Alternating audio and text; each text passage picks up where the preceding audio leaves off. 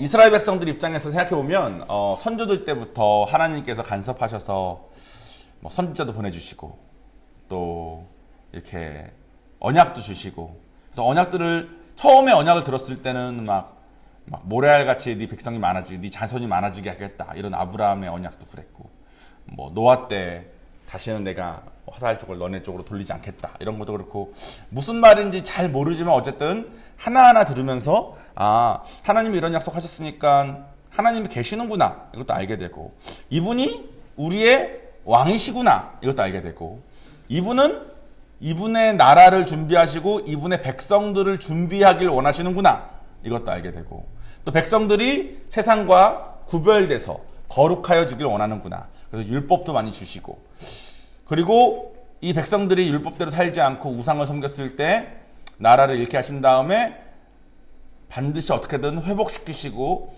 살리시겠다고 하는 언약도 받고 하나하나 배우고 있습니다. 예수님이 오신 다음에는 그 언약들이 점점 더 명확해지고 있어요. 단순한 백성을 만드는 것이 아니라 사실은 나의 자녀를 삼기 위함이라 말씀도 하시고, 천국과 지옥이 정말로 있단다. 그래서 죽어서 천국에서 자녀로 영원히 살든가 지옥에서 영원히 살던가, 그것도 약속하시고, 그리고 사는 동안 포도나무가 되셔서 우리를 젖붙임하셔서 우리를 키우시고 기르시고 영양분도 공급하시고 열매도 맺게 해주겠다 약속도 하시고, 막 많은 언약들을 통해서 많은 것을 우리가 명확하게 됐습니다. 그러면 아마 당시 이스라엘 백성 입장에서 이런 생각이 들었을 수 있을 것 같아요. 이제 내가 빛으로 살아야 되는 거구나.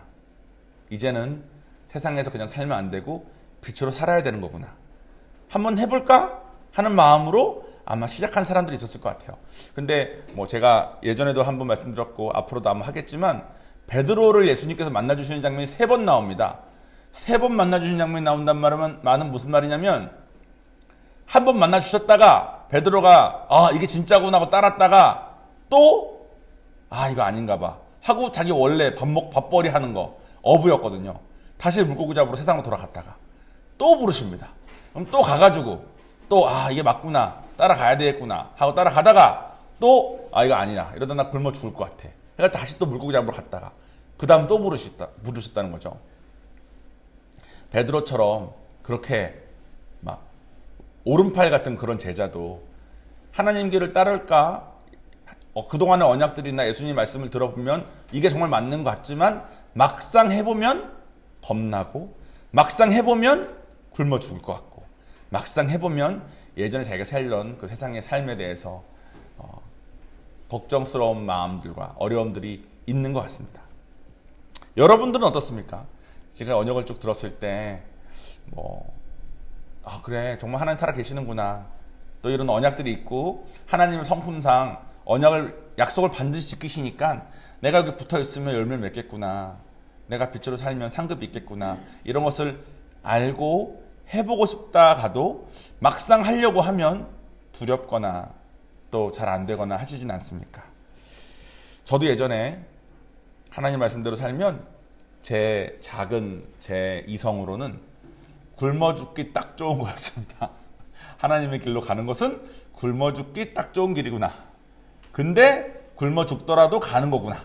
이렇게 생각하면서 몇 번이나 가야 되는지 말아야 되는지 고민하고 했는지 모릅니다. 그런 예전에 저 같은, 예전에 이스라엘 백성들처럼 같은, 혹은 지금 여러분 마음 같은 사람들을 위해서 오늘의 약속을 예수님께서 주셨습니다. 오늘 본문 마태복음 6장 31절 33절까지 말씀입니다. 장로님 읽어주시면 감사하겠습니다. 그러므로 염려하여 이르기를 무엇을 먹을까 무엇을 마실까 무엇을 입을까 염려하지 말라. 이는 다 이방인들이 구하는 것이라. 너희 하늘 아버지께서 이 모든 것이 너희에게 있어야 할 줄을 아시느니라. 너희는 그런즉 먼저 그의 나라와 그의 의를 구하라. 그리하면 이 모든 것을 너희에게 더하시리라. 아멘. 아멘. 많이 들어보신 말씀이죠. 먼저 그의 나라와 그의 의를 구하라. 그리하면 이 모든 것을 너희에게 더하시리라. 되게 친숙한 말씀입니다. 31절과 32절을 먼저 같이 볼게요. 염려하여 이르기를 무엇을 먹을까 무엇을 마실까 무엇을 입을까 하지 말라. 이는 다 이방인들이 구하는 것이라. 여기서 말하는 이방인은 세상 사람들을 말하는 겁니다.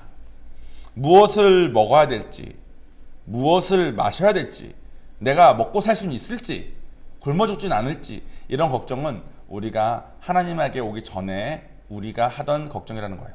세상 사람들은 여전히 그 걱정을 하고 있습니다. 그리고 우리도 하나님께를 따르려고 하면 우리는 세상에 살던 사람이기 때문에 이 걱정이 안 들 수가 없어요.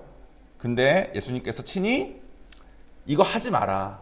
이거는 나에게 속하지 않은 세상 사람들이 하는 걱정이다. 그리고 32절에 너희 하늘 아버지께서 이 모든 것이 너희에게 있어야 할 줄을 아시느니라. 너희에게 뭐가 필요한지 하나님 다 아신다는 거예요. 그런즉 너희는 먼저 그의 나라와 그의 의를 구하라. 그의 나라는 어제 있었던 이태원 그 죽어가는 그런 아이들, 하나님의 나라를 우리가 준비하는 백성이라고 그랬잖아요. 하나님의 백성들이 준비해야 되는 그 일을 구하고, 하나님의 의, 하나님의 뜻을 구하라는 거예요. 하나님의 뜻은 우리를 구원하시기로 작정하신 뜻이 있다 그랬죠. 그 뜻을 먼저 구하라는 거예요. 그러면 너네가 무엇을 먹을지, 무엇을 마실지, 무엇을 입을지에 대해서는 하나님께서 너희에게 다 더하시리라. 이런 말씀을 하신 겁니다. 말은 쉽죠. 막상 하려고 하면 무섭지 않습니까, 여러분? 돈 벌어야지 그래도, 그죠? 그러지 않습니까? 우리 그러면 돈 안 벌어도 되나? 아닐걸요? 우리 돈 벌고 살아야 될걸요, 그죠? 뭔가 말이 좀 안 맞는 것 같아요. 이런 성경 말씀들은 사실 대부분 순종함을 통해서 발을 떼서 경험하기 전에는 잘 모르는 것 같아요.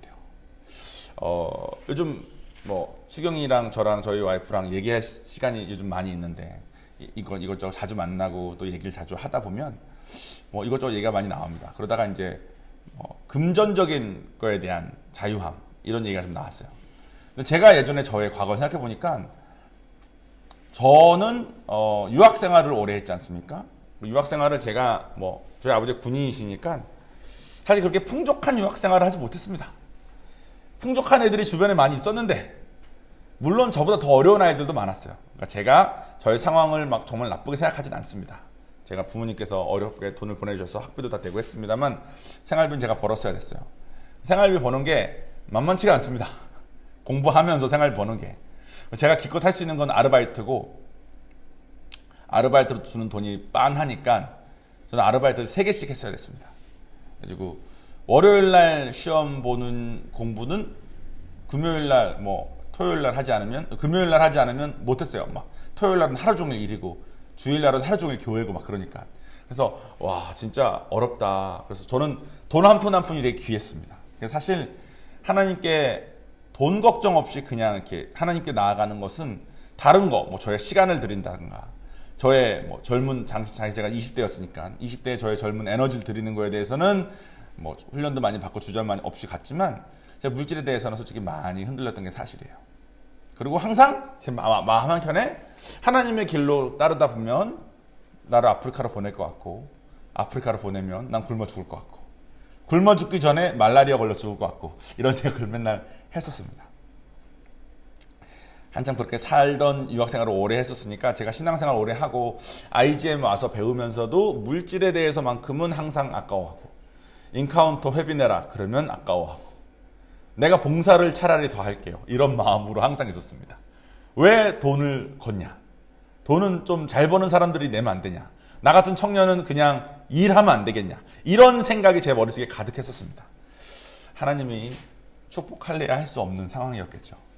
그랬던 중에 제가 당시에 저는 그 10몇 년 동안을 어떤 가정집에 방을 하나 빌려서 하숙을 했어요. 그게 제일 싸거든요. 그러니까 저는 누군가의 집에 얹혀 사는 겁니다. 누군가의 집에 방 하나만 쓰는 거예요. 그래서 그 가족들이 밖에 거실에 있으면 방에서 안 나와주는 게 예의입니다. 되도록이면 잠만 자고 아침에 나와가지고 내내 밖에 있다가 원래 뭐 일도 해야 되고 학교도 다녀야 되고 할 게 많으니까 그런 삶을 살던 중이었는데, 제가 이제 있을 때 IGM에서 제가 그땐 학교 졸업하고 직장을 잡자마자였던 것 같아요. 근데 직장을 잡아도 제가 되게 박봉의 직장에 다녔거든요. 돈 진짜 못 버는. 그렇게 있는데 그때 어머니가 잠깐 오실 일이 있었습니다. 근데 어머니가 오시는데 제가 남의 집에 하숙하고 있는 방을 인데 오시면 어렵잖아요. 그래서 어머니가 오시니까 이게 혼자 사는 게 원룸이라도 하나 얻어야 되겠는데 돈이 너무 안 되는 거죠. 그래가지고 돈이 안 돼서 근데 어머니 한 3개월 오실 계획으로 오셨고 또 어머니가 그때가 하나님 만난 직후였나 그래가지고 어머니가 좀 아이 집에서 양육받으면 좋겠는 그런 것도 있는데 저에게 선택권이 있는 거예요. 돈이 너무 없는데 어머니를 위해서 원룸을 하나 얻을지. 근데 원룸 하나 얻으면 제가 그 당시 내던 돈이 월세가 한 우리나라 돈으로 한 달에 70만 원 냈던 것 같아요. 근데 원룸을 얻으면 그게 한 120만 원으로 바로 떠버리는 겁니다. 혼자 사니까. 그러니까 이제 뭐 장난이 아닌 거죠. 그래서 이게 제가 마음에 막 고민이 막 되더라고. 그래서 그냥 저희 집주인한테 말하고 어머니랑 같이 방에 좀 이렇게 있다가 뭐 어머니 뭐 저랑 같이 밖에 주로 있으면 되니까 또 좀 계셔도 뭐 이렇게 적당히 어느 정도 되는 선에서 이게 할까? 아니면 내가 어렵지만 방을 하나 따로 얻어가지고 계시는 동안 이 집사님 저 집사님 편하게 막 만나시고 얘기하시고 또 주무실 수 있게 하면서 정말 어머니의 영적 성장을 도모하기 위해서 내가 이걸 해야 되나? 제가 뭐 돈 뭐 이런 얘기 그때는 안 할 때였기 때문에 돈 이제 벌기 시작했으니까 박봉이더라도 진짜 고민이 되는 거예요. 그러니까 전 보통 이제 사모님한테 전화 잘 안 하거든요. 보통 목사님한테 하지. 근데 이때는 그냥 사모님한테 해야 될 것 같은 생각이 들어서 사모님께 전화를 했어요. 사모님 전화를 해가지고 사모님 상황이 이렇습니다. 저 방을 따로 얻으면 영적으로 저희 어머니에겐 좋을 것 같아요. 하나님의 나라와 의를 구하는 쪽은 될지 몰라도 제가 보통 계약을 1년 정도 계약을 하는데 1년 내내 방값을 제대로 낼 수 있을지도 모르겠고 밥은 제대로 먹고 살지 또 애들 전도도 하고 해야 되는데 전도한 돈은 내가 쓸지 이게 어렵다고 어떡하냐고 그랬는데 사모님께서 너의 선택인데 너가 지금 혹시 두렵니? 물어보시더라고. 나 너무 두렵다고. 만약에 너가 두렵다면 하나님의 길로 가는 방향이 맞아. 그러니까 선택하는 그 길이 너를 고생하게 너의 몸은 고생하게 만들겠지만 하나님의 길이 맞을 테니 가봐라. 내가 아니 하나님의 길이 이렇게 무서워서 돼요? 좀 행복하고 좋아야 되는 거 아니에요? 그랬더니 사모님이 그때가 이제 IGM 개척하신 지 얼마 안 됐을 때인데 사모님이 갑자기 자기가 요즘 얼마나 무서운지 아냐면서 자기는 이제 다 버리고 교회를 시작했잖아요. 저는 이런 방에 얹혀 살다가 원룸을 얻는 거에 대한 두려움인데 이분은 다 버리고 교회를 시작한 분이잖아. 그러면서 이분이 자기가 얼마나 두려운지 아냐면서 자기는 자기가 두렵다 생각될 때마다 김광신 목사님이 얼마나 두려울지를 생각을 해본대. 김광신 목사님 당시에 전 세계에다가 막 10,000개 넘는 교회를 막 하고 계신 때였으니까. 그래서 하나님의 길에 두려움이 맞다면 가보고 싶다라는 생각도 들었던 것 같아요. 그래서 그냥 무턱대고 계약을 했습니다. 사실 계약도 안 받아줬어. 제가 너무 백그라운드가 없으니까 그 아파트 저 원룸 해준 그 단지에서 너가 1년 동안 돈을 낼 것 같지가 않다. 누군가의 사인을 받아와라. 그래가지고 저기 계시는 어머님의 사위한테 가가지고 한정희 집사님한테 죄송한데 저기 사인 좀. 한정희 집사님이 우리 교회에서는 서로 이런 보증 안 해주거든요. 이건 목사님하고 얘기해야 되겠다 해가지고 목사님 사모 얘기하시더니 너가 사모님하고 얘기한 그 주제라면서 이거는 목사님이 1년 동안 도와주시고 만약에 안 되면 종원이네 부모님이 해서라도 돈 내줄 거니까 사인 해주라 해서 알겠습니다. 사인 받아주고 제 능력으로 안 되는 원룸에 들어간 거예요. 그래서 어머니는 솔직히 되게 많이 회복 받으시고 은혜도 받으시고 돌아가셨습니다. 저는 돈 때문에 하나님의 길 갔으니까 짜잔 잘 됐을까요? 아니에요. 저 진짜 고생 많이 했어. 어머니는 3개월 있다 가셨는데 저는 계약을 1년을 했으니까 9개월 동안 돈을 다 내야 되잖아요. 근데 어떻게 내지고 그러고 나서 한 2, 3년 뒤에 보니까 제가 그때 그 걱정했던 거는 기억도 안 날 만큼 내가 어떻게 되어 있더라고. 삶이 어떻게 되어 있는 거니까 제가 막 갑자기 막 제가 이거를 오늘 설교에 쓰려고 그래서 내가 어떻게 이게 폈지? 어떻게 내 경제가 이렇게 잘 됐지? 해보니까 경제적으로 확 잘 된 거는 결혼은 뒤거든요. 결혼하기 전까지는 좀 계속 고생했어요. 근데 내가 하기 전에 했던 그 걱정 있죠. 돈 1년 동안 못 내서 안 되면 어떡하나. 밥 굶으면 어떡하나. 전도도 못하면 어떡하나. 이런 일들은 아무것도 일어나지 않았더라고. 그냥 이렇게 지나갔더라고.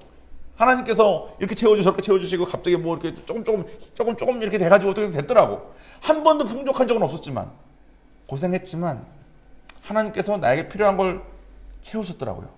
그리고 이런 경험들을 한 번 하니까 그 다음에 좀 더 컸던 것들, 뭐 우리 지난주 나눔할 때 지난 장로님께서 말씀하시지 않았습니까?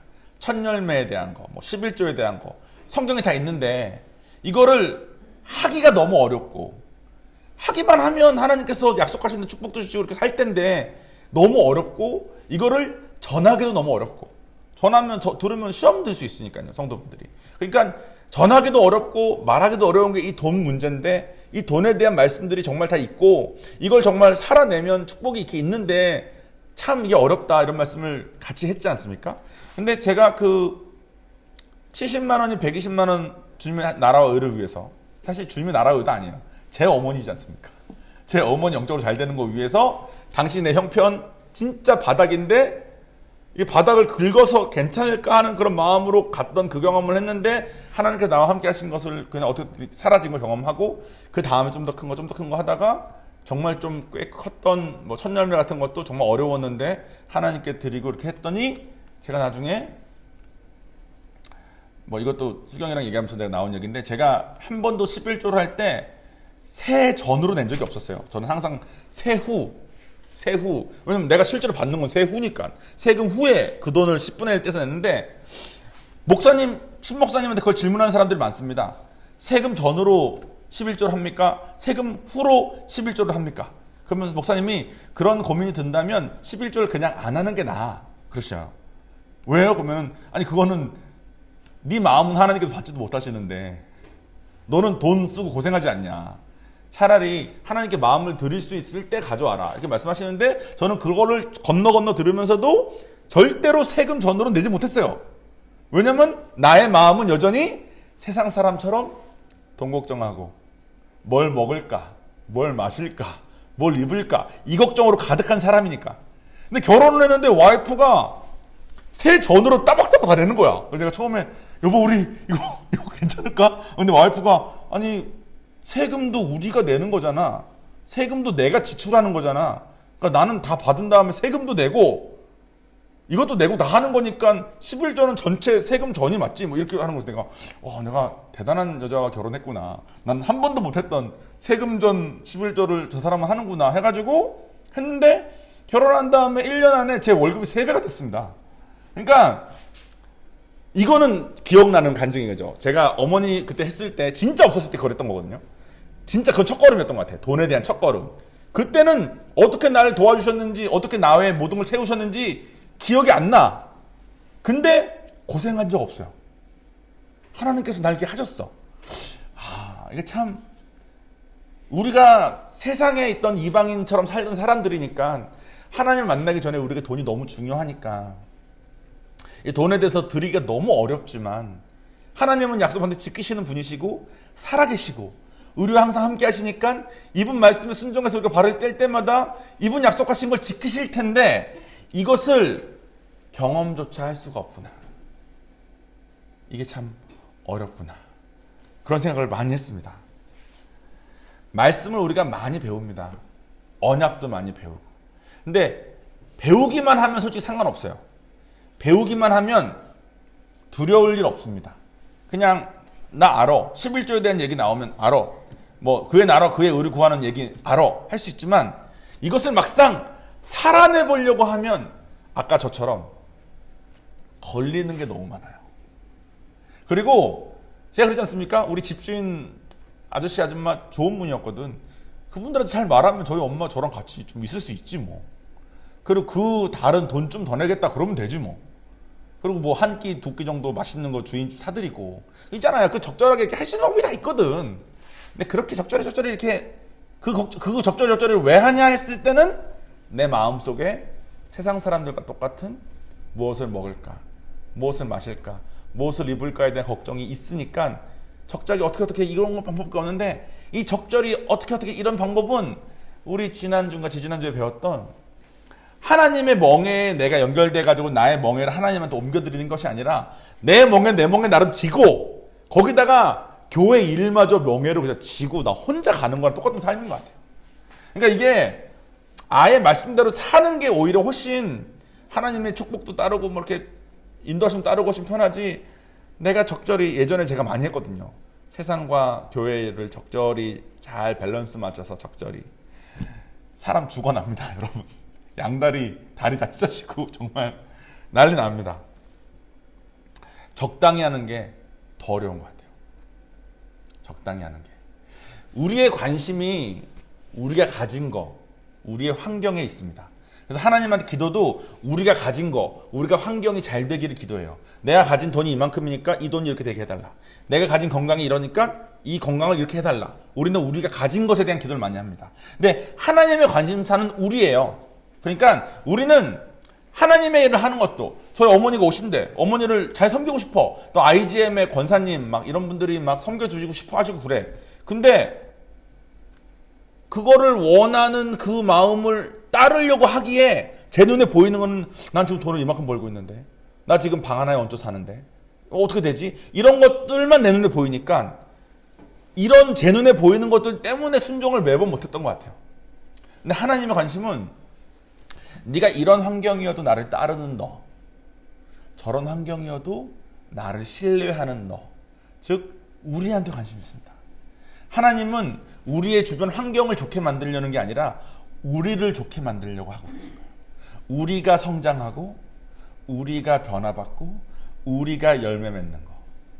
근데 우리의 관심이 우리에게 있지 않고 우리가 가진 것에 있으니까 이게 자꾸 피치가 안 맞는 것 같습니다. 마무리를 짓겠습니다. 요즘 여러분 세상이 되게 많이 변하고 있습니다. 환율도 장난 아니고 코인 엄청 박살났고 주식도 어려워졌는데 이제는 집값마저 어려워질 거래요. 그리고 전문가들은 이 인플레이션이 온 다음에 그 뒤가 더 무섭다라는 말도 합니다. 그래서 엄청나게 어려운 상황들이 오고 있는 것 같아요. 위기가 많습니다. 세상에 대한 걱정이 엄청나게 많습니다.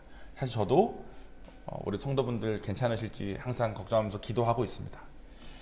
근데 또 이런 위기 중에 기회를 잘 잡고 부자가 되는 사람들이 꼭 있어요. 그죠? 그래서 여러분 워런 버핏이라고 아십니까? 워런 버핏? 그 사람이 전 세계에서 투자를 제일 잘한다고 유명한 사람이에요. 이 사람 어떻게 투자하는지를 한 번이라도 배우려고 이 사람하고 식사 함께 하는 거가 경매에도 막 나옵니다. 이 사람한테 지금 같은 시기에 가서 물어볼 수만 있다면 지금 내가 어디 투자해야 됩니까? 실제로 보니까 워런 버핏은 요 근래 확 망한 주식들 있죠. 요 근래 계속 올랐던 주식들 하나도 안 샀대. 그래서 이 사람 타격이 별로 없었다 그러더라고요. 요 근래 엄청 떴던 주식들은 하나도 안 샀었기 때문에 다 살 때. 왜냐면 계속 돈을 계속 벌게 해주니까. 이 사람은 뭔가 보는 게 있는 거예요. 그래서 이 사람한테 개인적으로 경매해가지고 하는 그거 말고 무슨 강연회 같은 데서 이 사람이 다른 주제로 강연을 할 때도 꼭 질문 있습니까? 하면 그 강연과 상관없이 그래서 지금 어디 투자해야 됩니까? 이거를 다 물어본대요. 그럼 이 사람이 꼭 대답해주는 말이 하나 있대. 가장 투자해야 될 곳은 여러분 자신입니다. 여러분 자신이 만약에 여러분이 미용실을 하면 자신에게 투자해서 그 동네에서 제일 잘하는 미용사가 돼야만 됩니다. 여러분이 학생이라면 자신에게 투자해서 그 학교에서 공부를 제일 잘하는 학생이 돼야 됩니다. 여러분이 선생님이라면 여러분에게 투자해서 그 동네에서 제일 잘 가르치는 선생님이 돼야 됩니다. 그것이 가장 올바른 투자입니다. 이렇게 말을 한대요. 근데 저도 생각해보면 진짜 맞는 것 같아요. 그럼 여러분 이 위기의 시기에 여러분 돈 진짜 우리 어려워질 수도 있을 것 같아요.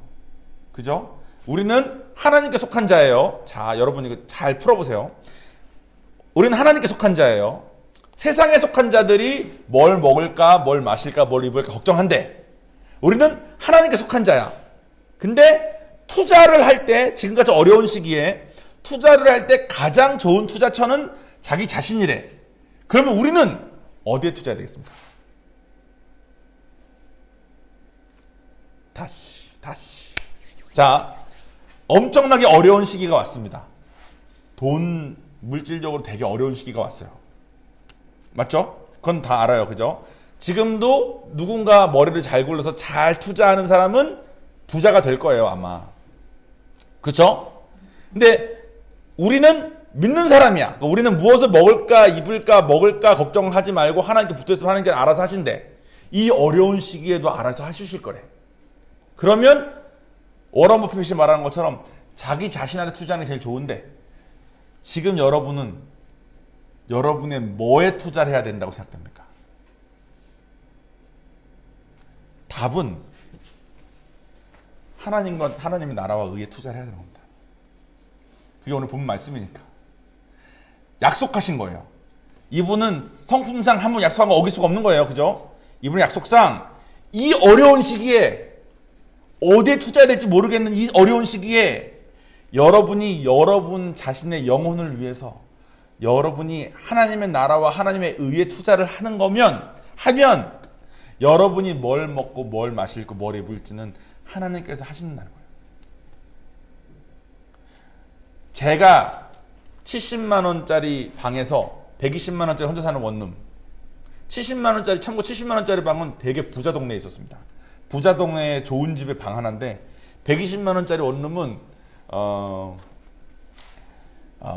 경찰서 옆에였어요. 왜냐면 동네가 너무 험해서 경찰서 옆에 말고는 못 살아. 그래도 거기는 혼자 살 수 있어요. 그때 그거 가는 때 저 너무 두려웠습니다. 못 가겠더라고. 내가 이 돈을 못 낼 것 같아. 아무리 생각해도 안 될 것 같아. 근데 정말 나라와 의를 먼저 구하는 그 선택 때문에 두려운 마음으로 걸었던 겁니다. 그만큼 우리가 이 돈에 관련해서 이 어려운 시기에 그의 나라와 그의 의를 먼저 구하는 것이 너무나도 어려워요. 근데 지난주 장로님 말씀하신 것처럼 쓰여진 거니 순종해서 경험을 해봐야 하나님 정말 이렇게 하시는 분이구나를 깨달을 수 있게 되고 그게 돼야 우리가 점점 더 하나님의 길로 갈 수 있게 되는 것 같아요. 여러분이 지금 가장 여러분에게 투자할 때의 곳은 여러분의 영혼을 위해서 그의 나라와 그의 의를 먼저 구하는 것을 투자하셔야 됩니다.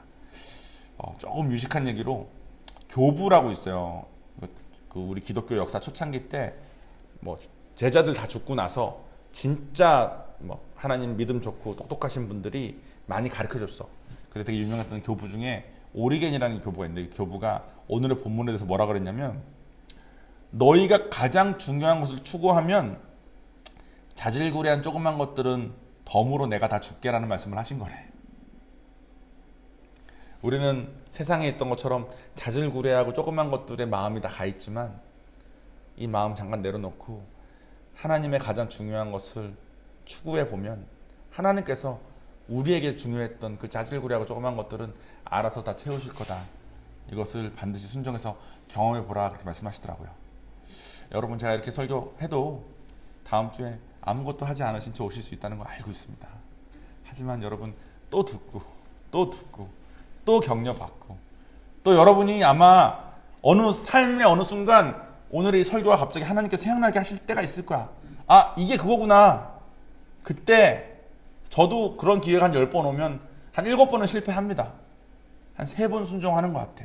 여러분도 그런 기회가 왔을 때 지금 이거 하나님의 길 두려운 길 선택하냐 마냐 지금 나에게도 선택의 기회가 왔구나. 그때 우리 한번 같이 기도하면서 선택하는 삶을 살면 어떨까? 제가 간절히 기도하고 전 여러분도 정말 우리 같이 하나님에게 같이 가면서 정말 더 행복해지고 평안해지고 정말 축복받으면 살았으면 좋겠거든요.